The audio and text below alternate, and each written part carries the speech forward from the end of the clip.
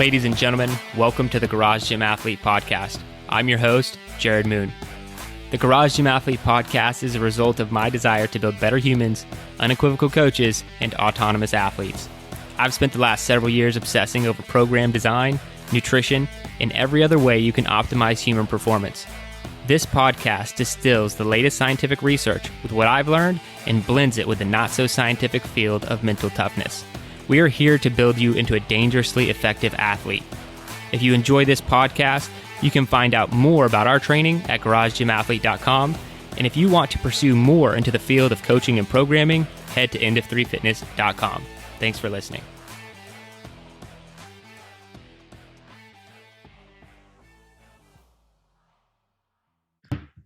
All right, ladies and gentlemen, welcome to the Garage Gym Athlete Podcast. Whoop.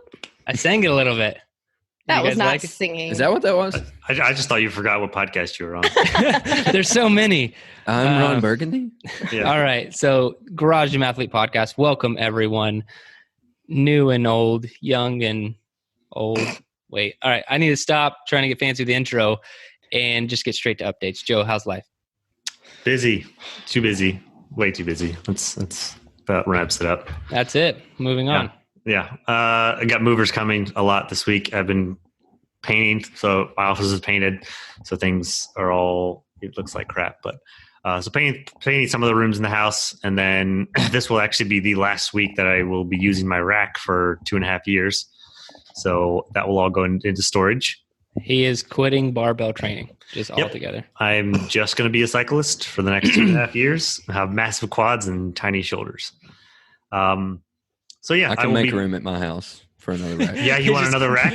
Will you drive out there? Drive to San Diego? You have to drive out to pick it up in the next week. So I'll be tearing that down this weekend, end of the week. So actually, yesterday might have been my last squat session. Shedding a tear, just a little one. But it's okay because last week it was assaulted my legs way too much, so I'm not too sad about it. Yeah. And that's always a sad time. Having moved a lot myself, that's always the last thing, the very last thing that gets packed up. And once it's all closed up, I'm like, all right, what do I do? I don't know what to do. Yeah. But I do know what to do. It's called the no gear track, just so we all know. Shameless plug. Shameless plug. So I'll be breaking that down. And then, but as far as, so most of our garage gym stuff will be in storage, but we will be taking the rower, the bike, and a lot of the smaller things like bands and things like that. Not sure if I'll take the rings because I don't think I'm going to have a place to put them. But yep, that's the main update. Take up much room. Might as well just take them anyways, just in case. Oh yeah, I know that, but I don't know. I'm very interested to for the continued updates on this journey, like getting there, the heat, the new gym. Ugh. Yeah, because I won't be able to acclimate to the heat. I get there in June, which is like full blown 120 degrees. It's. I don't think it'll get below the best triple way digits to till like October. Acclimate is full inoculation. That's literal trial by fire. Yeah, it's gonna be. Do they have physical therapists over there? Yeah, all of them. You're gonna need that. Yeah. All right. Ashley, updates from you. It's hot and it's not even summer. I know I'm being a baby, but today was. Oh man, it's just like you walk outside and you're wet. Like I didn't even do anything. I miss Florida sometimes. I don't. Oh wait, I'm here, so I don't miss. If you can only wear gym clothes, it's awful. In Scott's situation or in my situation when I was there, when you have to wear a uniform. Yeah, you walk outside and you're immediately like, all right, that shower was pointless. Yeah. And they have to wear like some special suit for the F-35 or something. And he has yet to like do that in warm weather. So he's like, I am not looking forward to this. But yeah, it's hot. So I did what I called shirt monster. If anyone listening knows what that is. Apparently it's a CrossFit term. Yeah, that's what both of my CrossFit gyms said, the shirt monster got you. Anyways, AKA pop the top. But going good. We did the women's retreat this weekend. And we did the EO3 5K, but not really. We did the EO3 1 mile basically. We did 4 Nice. rounds of Can you please take the EO3 off that? It's embarrassing. I'm sorry. 1.8K or something like that. I Hey, don't know what- okay. So here's the thing: is all the ladies were so excited about the podcast and whatever. So if they're listening, they did a great job. A lot of people were like, this one lady told me she had small lung syndrome, and she was dead serious.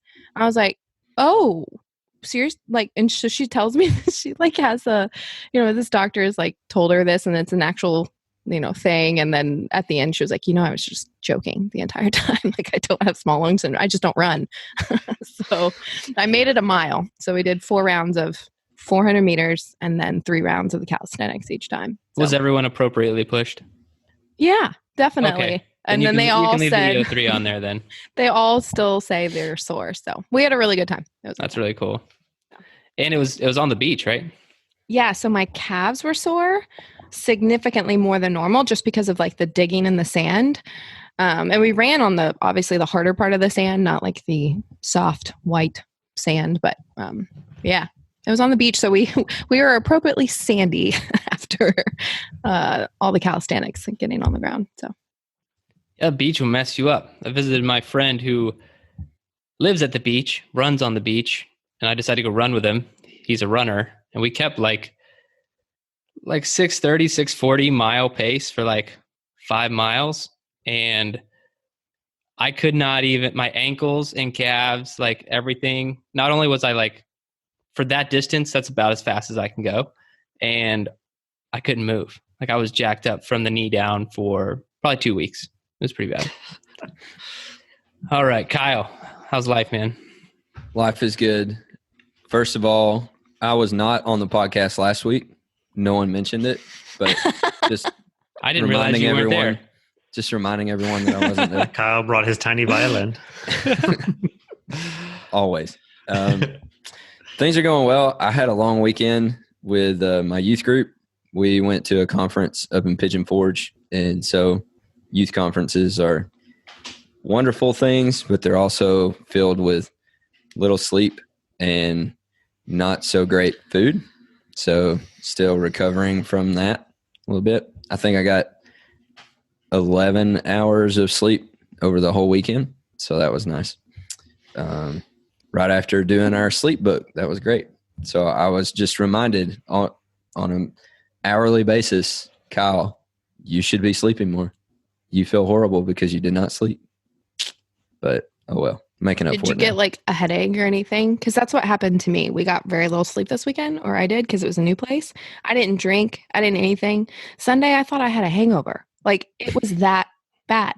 Like I came home and took a 2.5 hour nap, and then I slept 9.5 hours on Sunday night to recover from the lack of sleep. Yeah, surprisingly, I didn't get a migraine or anything either. I still can't. Oh, update on the migraines thing. I have no idea still. After all Did they the testing. go away? Or are you still getting migraines? They still come every now and then, but I still don't know what it is. Anyway, Maybe you should get acupuncture. Maybe I or should. A medical doctor. Maybe. They're pretty effective at figuring things out sometimes. I've been to them before asking about it and never really got any. Maybe it's just the wrong doctor. Anyway, long weekend. Things are still good. I'm recovered. We're good to go. All right. Well, I have a bunch of updates. The first one, I mentioned getting blood work done, which is something I'm just going to be doing probably every 3 to 6 months just to get it done, check things out. And my vitamin D was the only thing that was a little bit low, like still okay, but a little bit low. So Emily and I both downloaded this app called D-Minder, and you enter in like where you're at in the world. So it takes your exact like GPS coordinates, and it'll tell you how much vitamin D you're getting based off of your skin type and with how much clothing you're wearing and everything.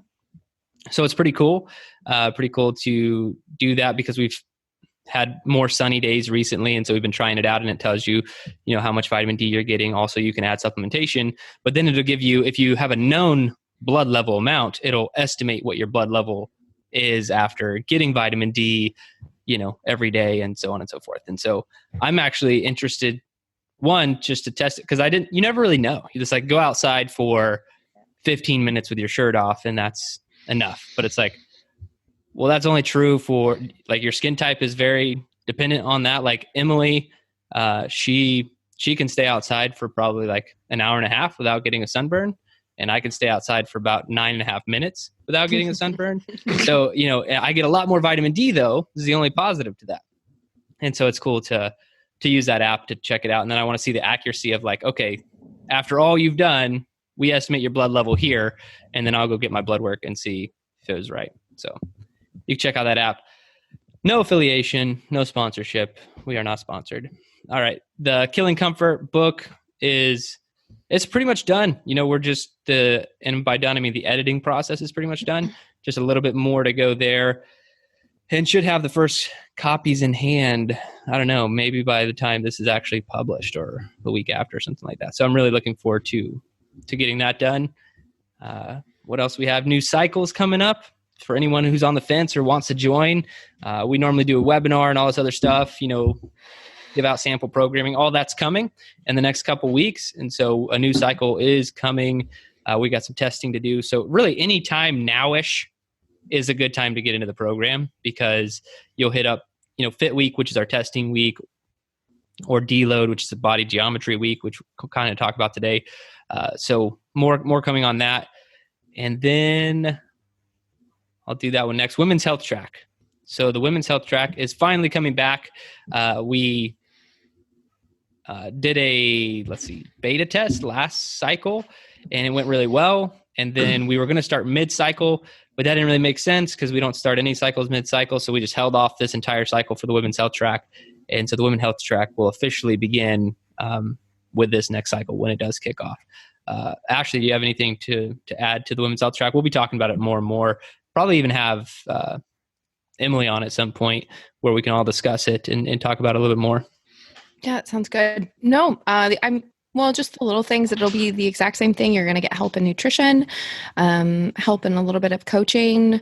So you'll get a little more one-on-one, if you will, but then also we will help you dial in your nutrition stuff to help you, and hormonally as well. As for being females, we are looking at that. And then the programming is going to be a lot of fun. I'm very excited for that. So I may even not do hard to kill and just go Women's Health Track. Dun, dun, dun. I heard Joe mention he might do shred, which this whole hard to kill for life, I've already abandoned it. So he's like the only person who can say it. So Joe. I thought about it for like 5 minutes, but I realized I don't think I'll be able to do it. So as of right now, this will be hard to kill. All right, good. Maybe endure. We'll see. All right. Just keep me on your toes. We'll see what happens. And then the last thing is giveaway. So we're going to be doing a giveaway. You can go to the Garage Gym Athlete site. Just go to garagegymathlete.com. There will be a button, a bar at the top for you to click to enter the giveaway officially with name, email address, and all the different ways to get points to increase your chances of the giveaway, which is like subscribing to the podcast, leaving a review on the podcast, subscribing to the YouTube channel. There's like all these things you can do to get additional points. So it's really cool. We've done this a few times in the past. But what we're going to be doing here is additional points for a review. So anyone who leaves a 5-star review, positive comment, we will read them on the podcast. You'll get more points for the giveaway, and we're going to send you a free shirt on top of this barbell giveaway. So anyone who gets their review read over the next month will get a free shirt. So it's exciting. Who's excited? Always. Yeah, I'm excited. They can't see you raise their hand. Oh, yeah. So it's pretty exciting. So we're doing that giveaway. If you've already left a review, it's okay. You are already in, and we could possibly read yours and send you a free shirt.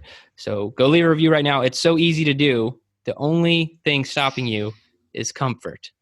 So kill the comfort a little bit. Don't do it while you're driving. Open up the app, leave a review, and then you're done. And the reason I say 5-star, I mention this every time. If you don't feel like we deserve a 5-star review, then that's fine. You don't need to participate in the giveaway. This is for people who love the podcast and think it is worthy of 5 stars. So I'm not trying to bribe you to give me a 5-star review. Well, slightly. But ultimately, it's motivation. It's not bribe. Motivation. The carrot is there. All right, a lot of updates, a lot of things going on. So now we will get into the study. And the study is the effect of superset configuration on kinetic, kinematic, and perceived exertion in the barbell bench press. Pretty cool study. And the reason I wanted to bring this up, this study, is because we introduced something last year. This study was done in 2020. We introduced something last year called body geometry. And there are really 3 tenets to body geometry in our programming. And if you're following our programming, we've done body geometry cycles. That was the end of last year. And now we've moved to doing body geometry weeks every 4th week of the programming to balance athletes out, make sure that you're seeing results and being injury-free. There are a lot of reasons we do it. And we've covered that before. But this kind of talks about one of the principles that is body geometry. And that's how we superset everything in body geometry, but how supersets should be done to see the most results. So superset, we get asked this a lot in our programming, is just really doing one exercise then another with little to no rest. And in our programming, we typically denote that by lettering. So like AA, if you see AA in our app, that means do this exercise and immediately the next exercise, or BB, you do the B exercise and the other B exercise, so on and so forth with the supersets. So what they did, they got some rugby people together, rugby players, 10 of them. They were all in the United Kingdom, and they had at least 2 years of training experience, and they were reasonably strong. So really, I think that the athletes are probably in line with like our type of athlete. And then they had them do 4 different tests. They did agonist, antagonist. So agonist is like the main mover muscles, and then the antagonist would be the opposer to whatever muscle you have. So they mentioned specifically the bent over row and the bench press. So the bench press is a push and the bent over row is a pull. So when you hear agonist or antagonist, that's what that means. So that's one way they did it. They also tested just control condition, like just bench press. And then they did alternate peripheral. So like back squat and bench press, which to me is just seems like a waste of time to me, but I get it. You're actually trying to save time, so I get it. And then similar biomechanical, so like the same exact exercises, so dumbbell bench press and bench press, or like bench press and push-ups, something, doing the same movement twice. And that's what they were looking at. So we'll get to the results in a minute. First, I want to hear from you guys. So Joe, what do you have, man? What did you think of the study? Not too bad. I think it's cool to see how, because a lot of people do supersets and they just think, I don't know if they put too much thought into, okay, I'm just going to do 2 movements and then another 2 movements and just kind of knock this out. So I don't know if a lot of people would actually put it into thought of, okay, how do I make this most beneficial? And I know a lot of people who would do the same movement, like you do bench press and then push-ups or something like that, similar. But to me, this was good to see because if you are like, even if you're working the same muscles, you might be getting fatigued a lot faster, but that doesn't necessarily mean it's better. So depending on like what result you're looking for, right? And, yeah. So I guess if you just want hypertrophy, it might be the better one. But if you actually want to get stronger and add volume, then it's not the way to go. And I do a lot of these. Like if these are kind of like my sexy Saturdays. Where I'll do dips and then rows or something like that. And I think it helps me mentally dial in too with the sets at times, because if I'm doing one thing and then I'm doing the opposite of the other, I'm not already fatigued. So I switching gears and really focusing on going through that other movement separately versus just getting through the reps. And like, if I go from dips to push-ups, then it's just like, okay, well, I got to slog through these push-ups just until failure and get these out. I would be interested to see how this would apply to power though. So I think we've done it a few times to where we'll do some strength sets and then some small power sets. You know what I'm talking about?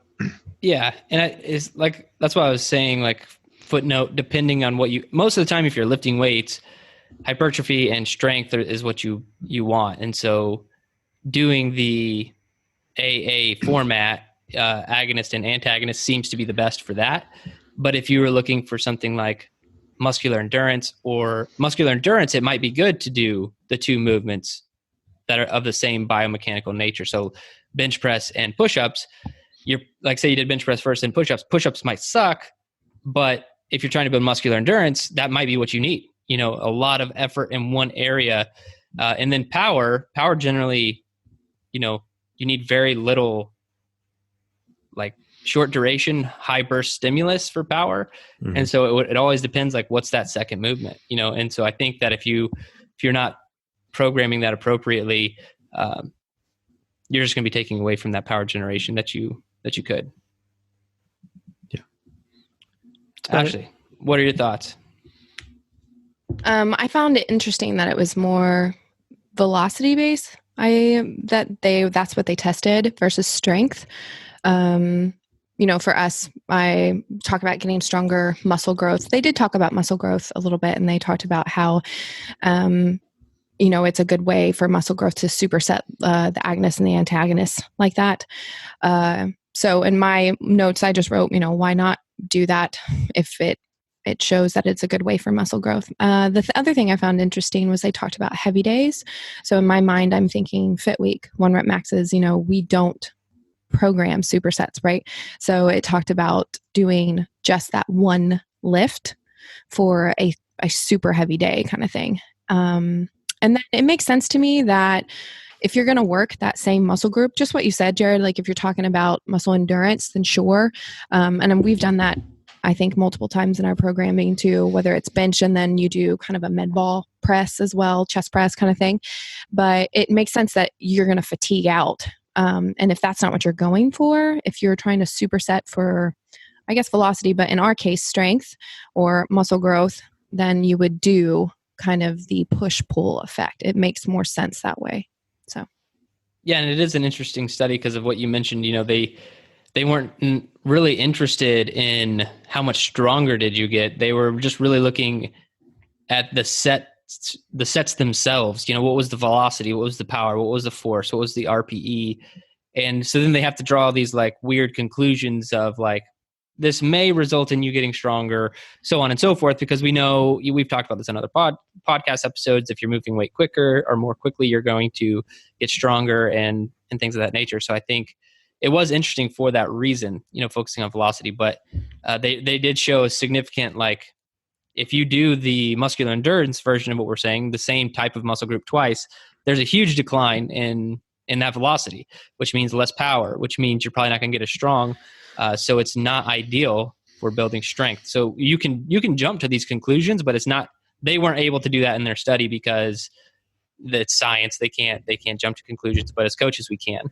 And I think that really helps us like understand. You know what they're like. Okay, you're not going to be moving weight as quickly. Okay, what does that mean to us when we program it? I think that's a really big takeaway. Kyle, what'd you have, man? So I kind of zeroed in on the RPE, the rate of perceived effort. And the way I understand it is rate of perceived effort is basically just your mental toughness. It's basically how hard do you think you went in the workout. And so these different types of supersets kind of lead to different levels of RPE. But the way I see it is like the supersets, that it's just like Ashley said, you know, in Fit Week when we're doing our PRs, when we're doing our retesting and things, we don't do any kind of supersets at all. We're just doing testing. But all of the work leading up to Fit Week is basically practice. And so we're throwing in these supersets in different ways, different ways that we program supersets. We're throwing those in during the cycle to kind of help you practice and get better in many different ways leading up to Fit Week. And so kind of like, I thought back to my football days, you know, in football, they always told us like, games should be a breeze for you because practice is so hard. And that's the reason we make practice so hard is we want practice to be a lot harder than the game. So when it comes time to perform, when it really matters, it's not difficult. Like you just go out and you just do what you got to do, but practice is going to suck. And so that's kind of the way that I think about it, especially with RPE during the cycle. You're kind of building your mental toughness and building yourself in all of these other ways, so that when it comes to PR time, it's not that difficult. You know what I mean? Like it is tough to, you know, you're setting another 100%, right? but it's a new one, but you've done all this work up to it. So like over the last couple of weeks in the strength track, which is the best track, by the way, over the last couple of weeks in the strength track, we've been doing tempo deficits. Well, not tempo deficits, but tempo eccentric movements on the deadlift specifically. And deadlift is the best movement, by the way. Anyway, so so you pick the weight, but you have the eccentric movement, so you're moving down for 3 seconds or you're moving down for 4 seconds or something like that. So if you're going at like 70 to 80% on the weight, but you're doing 5 sets of 5 reps and you're having to go down slowly, then you're building all of that up and you're building that mental toughness. And when it comes time to set a new 1 rep max, that 1 rep max is going to feel easy to you because you've been doing 5 sets of 5 of having to control that weight on the way down. You know what I mean? And that hurts. Like I've been hurting the last couple of weeks, because that, doing those eccentric movements like that, it's difficult. But when it comes time to set a new PR on Fit Week, it's not going to feel nearly as difficult as those eccentric movements. So that's kind of the way that's kind of the thing that stuck out to me, was that RPE of kind of these supersets are a way to help train your mental toughness, so that when you're going into that time when you need to perform, when you need to hit that power movement and you're setting a PR, then your body is ready and your mind is like, yeah, this is nothing, because all the stuff I've done before this was actually difficult. Yeah, and that's happening on the hard to kill track too, with these as many reps as possible on like squat and deadlift, that a lot of people are, I don't know if I should use the word complaining about, or just, let's say, giving a strong mention to in the Facebook group. But it's the exact same thing and people are noticing too. They're like, whatever, this is 75% or close to 75% of my max, and I did 14 reps. It's like, yeah, that means it's probably time for an adjustment, and Fit Week's right around the corner. Mm-hmm. And, I think those things, like, it's grueling, but setting a 1 rep max is just going to be like, 6 seconds of your time or whatever, and then it's over. So I think it's a great point. And so the big takeaway I had for Garage Gym athletes is just, whatever, shameless plug. If you're following our stuff, we're already taking all these things into account, whether I'm programming muscular endurance or whether, I'm trying to maximize strength and hypertrophy. We talked about body geometry. We're already doing a lot of this stuff for you, but just for everyone to put the tool in their toolbox, if you ever program yourself, or I know there are a lot of Garage Gym athletes out there who aren't subscribed to our programming. And so just keep that in mind. You want to go agonist and antagonist when you're doing supersets for a lot of reasons. It seems like it's the best. There are a few other, incidences where that wouldn't be true, but, just keep in mind what your goals are. And that really was, of the 4 different things that they tested, the antagonist agonist was the best method for supersetting. So just keep that in mind. And that's it. That's all I have from the study. And then we will move to the topic, which Joe will brief because of his selection. Yeah. So I wanted to talk a little bit about our own extracurriculars. And by extracurriculars, I mean outside of the programming. So we have 4 days programmed each week. So that's only 4 hours of programming with a 5th optional. But a lot of us do extra stuff on other days. Either it's before or after those 4 days, or even on the rest days, or even, that 5th day, whatever it is. So I just wanted to go over a little bit about what we might do and add into our routines that help us, work for us, why we do, or what we might do. And if anybody else wanted to have any other takeaways from things to do outside of the programming. So our secrets. Yes. So since Jared always goes last, I'm going to call him first. Ooh. All right. So yeah, I move probably 7 days per week. You mentioned 4. Now that things are getting back to normal, I'll do the 4 regularly programmed days. I will do Meet Yourself Saturday. So that's 5 of my days right there. I don't do 2 workouts in a day typically.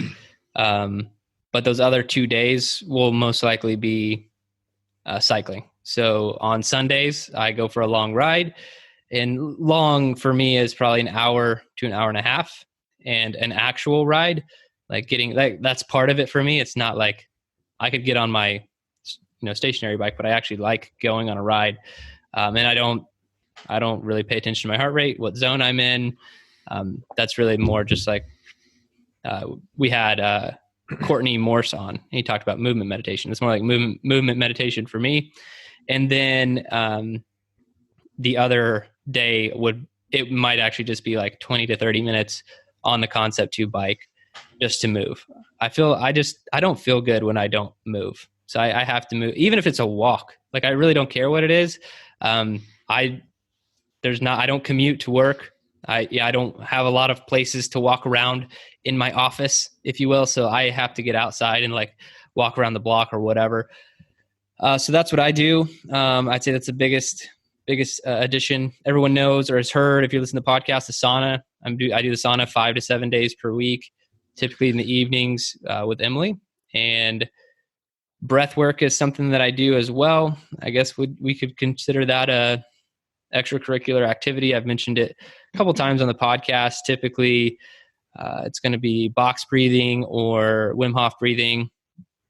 And occasionally, I do it a lot less now. I'm talking about once a week, maybe every other week, a longer yoga, like Ramwad type session, which could fill in that spot of like Thursday is typically a rest day. When I said I do 20 to 30 minutes on the bike, some days I'll skip the bike and I'll just do some stretching for 30 or 40 minutes. And that's all my extracurriculars for me. Nice. Kyle, what do you do? Well, a big thing I do is rest. Nailed maybe it. maybe that sounds bad, but sit in my garage and look at my deadlift bar. Yeah, I take rest days and I rest, man.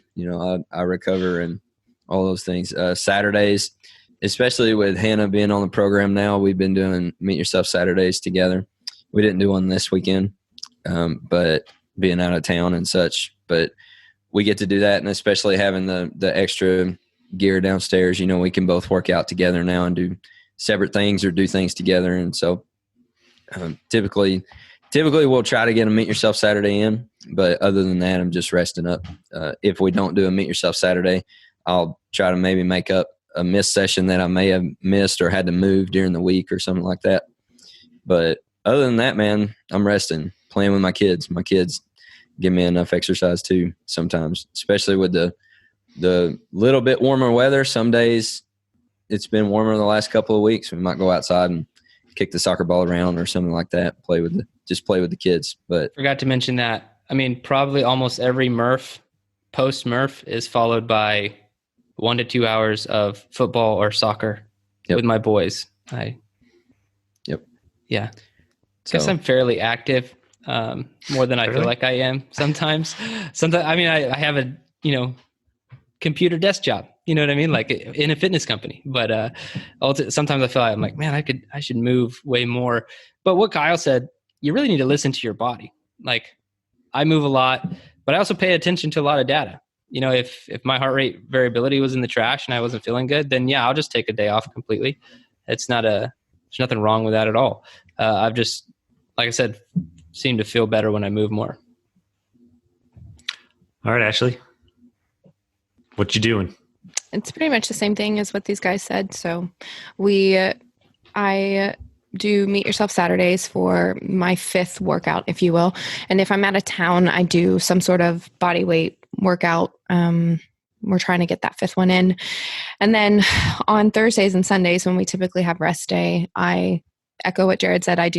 Scott and I have a GoWOD subscription. So I will either do a GoWOD on my own or we'll do it together sometimes, depends. And what is that? GoWOD is like Ramwad. Oh, okay. Got it. It's the exact same thing. You just kind of put in like, I want to stretch, or you can even do something post a workout and put the movements that you did, and it will generate mobility, stretching, rolling, smashing based on the movements that you did that day. So, and it depends. Like if I feel beat up right after a workout, I'll do a GoWOD right then. But typically I have my own stretches and I kind of know what to do for my body. And I do walks or jogs with the ladies. Right now I have a squadron ladies that are here. I just have some friends. They also have kids. We have strollers. We'll go on like a I'm talking 10-minute mile pace jog with the stroller. Cause I mean, I'm pushing a 35-pound human in the stroller on top of it. We'll do that, or we do family walks on Sunday. There's a park and it's open until about 6. So right after Connor's afternoon nap, that's typically our little routine. We walk down there. It's about 15 minutes away. We used to walk all the time in the UK. And then Thursdays are my clean days, and I am moving from 9 to 11. I'm mopping, sweeping, doing whatever. So yeah, and that's pretty much it for me. So I echo exactly what Jared and Kyle said. So I've been trying to formalize a little bit of my extra stuff. So the past, 6 weeks or so, whenever I've been consistently working out, I've been adding at least 10 minutes after each day's workout of 10 minutes on the bike of zone 2 afterwards. And then on rest days, I'll probably add another 15 to 20. So on Thursdays and Sundays, that's over from 60 to 90 minutes per week of zone 2 added on top of programming just for recovery, blood flow, and some good old fat burning. So that's actually been going pretty strong. And if I miss a day, then I'll just put it over to another day. Back when I used to have a wife at home, we would try and hike on the weekend. So maybe you should explain that. No, I just want to have it's going to get awkward real quick. Gonna have to go back in the podcast. She's gone. Figure out where Joe's wife went. Maybe I'll just wait till next week. It's just a little teaser. She's deployed right now. She's not. There we go. Gotten rid of or whatever. Been disposed of. Yeah, she's no longer. So that's whenever we would try and hike whenever we can. Since Meet Yourself Saturdays are optional, I don't always do them. On occasion I'll take 1 or 2 off. Oh, we know. When we went over the Meet Yourself Saturday checklist, we were like, have you done this one? You're like, no. I was at like 12. No. We're aware. 4 of them you haven't done. Yeah, that's whatever.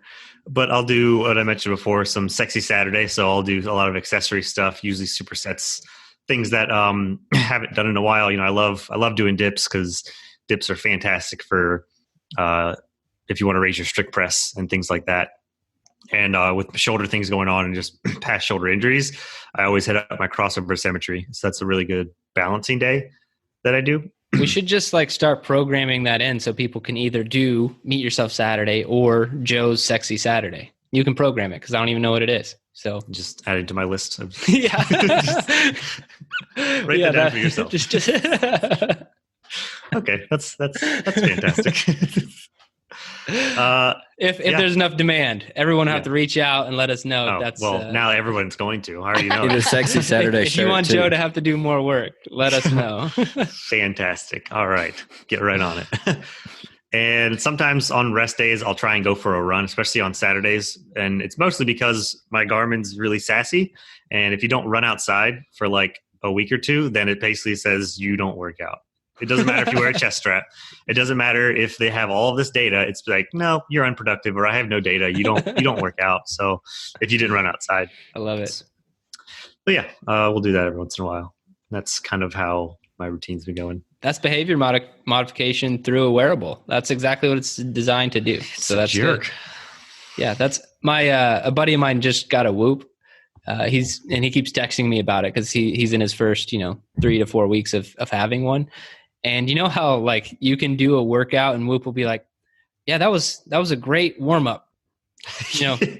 Be sure to hit that workout later in the day. Whoop will make you feel like absolute trash, every chance they get. They'll be like, yeah, that activity is awesome for breaking a light sweat, but not serious training. Better luck next time. He keeps texting me about it. He's like, do I not train hard enough? I'm like, it looks like Whoop doesn't think so. But no, He's not following our programming. But yeah, I mean, there's times that, speaking of Whoop, that I would do some cooking, or you would do, you said, you would get activities when you do dishes, and I would have a higher strain from cooking than I did from strength. Yeah, that's I actually reached out to them about that. I don't know if they have, because I'm not wearing anymore. They said they're trying to fix that because it's a lot of activity with your hand, right? And so they're trying to deem it as strain, as an activity, but I don't know why it doesn't match it with your heart rate, because my heart rate shouldn't be 170 while I'm doing the dishes unless something real bad's about to happen. So yeah. Anyway, that's Whoop. Not a sponsor. Not a sponsor. No sponsors, which is interesting. So it came up in the group. Keith Vance, awesome podcast, by the way. He was on last week, and then he posted a video about PowerDot, and he was like, anybody use this? And it was Josh Bridges talking about PowerDot and how it's the best thing ever. He sponsored by PowerDot, and he's required to make, I've seen these contracts. I've had these contracts sent to me. You have to post so many times on social about your thing, whatever, when you're sponsored. And we don't have any of that. We don't have any requirements or any sponsorships or any financial disclosures that need to be made other than the one that we do have, which is the service and the membership that we provide. But I actually really like that about our podcast, because we're able to talk trash about things, or admittedly not wear the whoop anymore, or talk about its pitfalls and all these things, and not have some sponsor breathing down our neck about, not mentioning them enough times or whatever. So I really do enjoy not having to do those things. But that's a tangent if I've ever had one in my life. So now we're going to go to what the Ruck, and I'll brief it because it's my favorite workout. I say that about all the Meet Yourself Saturdays, if you haven't noticed. But I really wanted this week to be Condition Me to the Grave, because like I mentioned, I'm back to doing Meet Yourself Saturdays. So I wanted to get Broken Arrow done. I wanted to get Condition Me into the Grave, but I have to actually look at the programming to make sure it makes sense. And what I've been trying to put in the programming towards the end here are what we call progress checks. So progress checks is not necessarily testing like a metric. It's repeating some workouts. So you'll see that in the programming. And we did this one in the very first wave, the first 4 weeks of this cycle. So for those who did it, you get a pretty quick retest. So I just like for people to know what we're doing, why we're doing it, and why you do that in our programming. And it's really one for you to see like, hey, it hasn't even been that long and you've gotten significantly better at this workout. And so we're doing What the Ruck again to kind of finish out the cycle, because we're near the end. And it is, you do a buy-in first, you do 60 pull-ups, you are allowed to kip, 70 hand release push-ups, 80 air squats, 90 sit-ups, and then 100 burpees. Can't partition anything or anything crazy like that. Then you're going to do a 3-mile ruck immediately after that 100th burpee. And you will do a competitor male-female is 55, 35 pounds on your back, established male-female 35, 25, and recruit male-female is 25 pounds and 15 pounds respectively. So that is the workout. We talked about it not that long ago, so we can go over it quickly. Any tips, tricks, strategies? I'll start with you, Kyle. Well, for me, with the Ruck specifically, after I did all the buy-in stuff, which took me a little longer than I meant for it to, especially those stupid burpees, got started on the Ruck, and I was going to take it easy and just walk it. And I got about a half mile into it and realized how long it was going to take me if I was just going to walk the whole thing. And so I actually started running parts of it. For me, just the way that things like going out, I have like a downhill and then an uphill and turn around, and it's downhill and uphill again. So just run sections of that and walk other sections and things like that. So, like a fartlek or whatever. Yeah. However you pronounce it. Fartlek is right. But I just didn't know if Kyle was familiar. So I was trying to gauge his pace. Nope. Because if you've never heard of fartlek before, it's going to throw you off. It's a great word to just throw in the middle of something. Anyway. So I have to explain it. Like, fartlek is interval training based off of, is like random interval training, essentially. It's like, I'm going to run to that light post, and then, next, I'll walk for a little bit. Then I'm going to run to that mailbox. It's just kind of random. And that's my whole life. Yeah. Well, there's a lot of research on fartlek training, and it's really, really beneficial. So let's do a study on that, because that's I dare you to tell someone that my whole life is a fartlek. Fartleker t-shirt.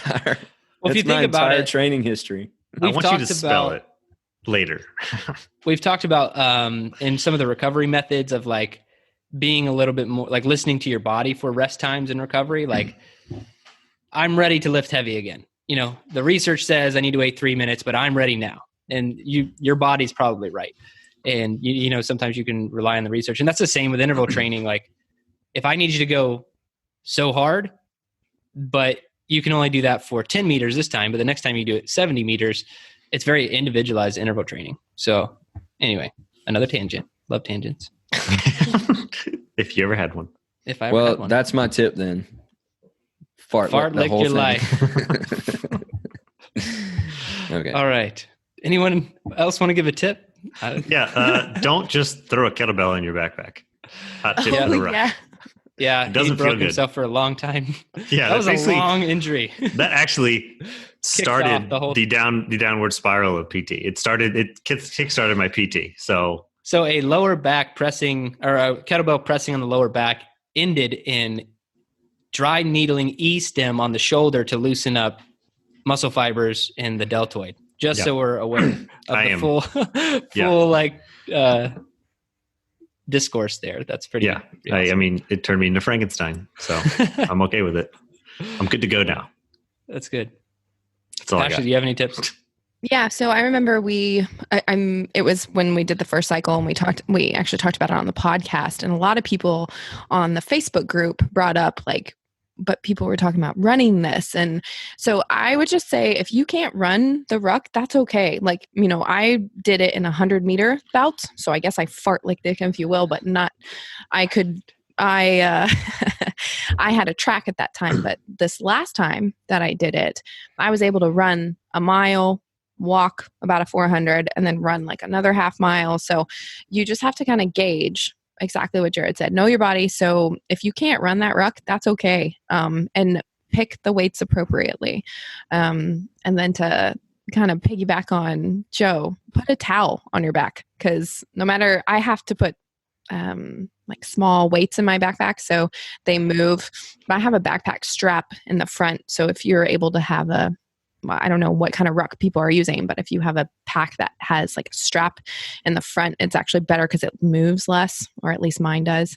But I actually always put a towel in it, and then I weigh it with my weights to make sure I don't go over the 35 pounds, because that's the last thing I want is to. More weight. Yeah, I don't want to add more weight if I don't have to. So.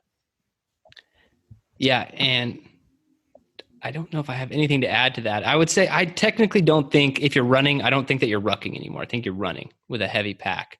By run, I mean jog or like yeah. I think a Ruck should be like a very fast walking pace, because there's a fine line, right? There's I'm putting a backpack on and going for a stroll. That's not it. You missed it. And then there's running, which if you're not doing properly could, you increase your chance of injury at least. You really kind of have to know how to do that correctly. So the best thing is just like Olympic style. I was going to say walking, Olympic power walking. Yeah, power walking Shuffle. with a heavy backpack on. That's essentially what you should be doing. But I have run before as well, like more of a jog. But I will I don't fart lick it. I time it out. I'll do like 30 seconds. Jog 30 seconds, walk just the whole time for the 3 miles. Helps me mentally, knowing I'm going to do something every 30 seconds. But that's the best way. It's been a while. No, I think I ended up doing it last time. I just threw it in on like a Thursday or something instead. Wait, so you're saying you have a pacing strategy? What? Just go fast. Yeah. Well, that is my strategy, to go faster, because if I just walk the whole thing, I'd go slower. There you go. Yep. Reversed it. Okay. So this week, that closes it out. If anybody has any questions about the workout, let us know. But going back to my hashtag not sponsored, we're trying to give you the best information we can, because we have no interest in another company telling you what the best is through payment to us. So what you can do to support us, go to garagegymathlete.com. You can enter the giveaway. You don't even have to be subscribed to our programming. You can subscribe to the programming. You can do a lot of different things. But if you start a 14-day free trial, you will see the service that we provide for a nominal fee, and you'll support everything we're doing on the podcast and beyond. So I appreciate everyone who's already subscribed and following the programming. And that is it. That's all I have this week. Thanks for listening to the Garage Gym Athlete podcast. If you want to learn more, go to garagegymathlete.com. You can learn about our training. Let us send you a copy of our book, The Garage Gym Athlete, or you can even get featured on the Garage Gym Athlete podcast. Thanks for listening.